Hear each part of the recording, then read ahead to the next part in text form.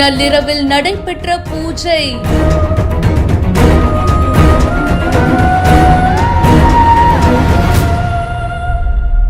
புதையலை எடுக்கிறதுக்கு நடந்ததா?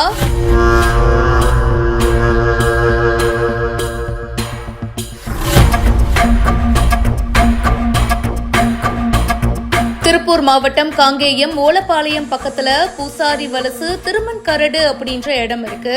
எங்க அமாவாசை தினம் அன்னைக்கு நள்ளிரவுல தொடங்கிய பூஜை அடுத்த நாள் வரைக்கும் நடைபெற்றதா பொதுமக்கள் குற்றம் சாட்டி இருக்காங்க. பூஜைகள் நடந்ததுக்கான அறிகுறிகளும் இருக்கு அப்படின்னு சொல்லப்படுது.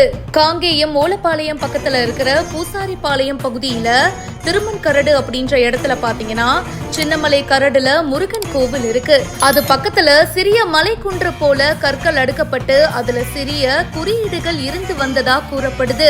இந்நிலையில 10க்கும் மேற்பட்ட நபர்கள் பாத்தீங்கன்னா JCB இயந்திரத்தின் மூலியமா அந்த சின்ன மலை குன்ற இடிச்சதா கூறப்படுது. அந்த பகுதியில இருந்த சில பேர் அந்த நபர்கள் கிட்ட பேசியிருக்காங்க. முன்னுக்கு பின்னான பதில சொல்லிட்டு அங்கிருந்து அவங்க தப்பி ஓடிட்டாங்க அப்படின்னு சொல்லப்படுது. இருந்தாலும் அந்த ஊர் பொதுமக்கள் 4 நபர்களை பிடிச்சிருக்காங்க. போலீசாருக்கு தகவல் தெரிவிச்சு அவங்க தீவிர விசாரணையும் பண்ணிட்டு இருக்காங்க. இந்த சம்பவம் அந்த பகுதியில பரபரப்பை ஏற்படுத்தி இருக்கு. இத பத்தி உங்களுடைய கருத்துக்களை கமெண்ட் செக்ஷன்ல சொல்லுங்க. மேலும் பல செய்திகளுக்கு இப்பவே பிஹைண்ட் ரூட்ஸை ஃபாலோ பண்ணுங்க.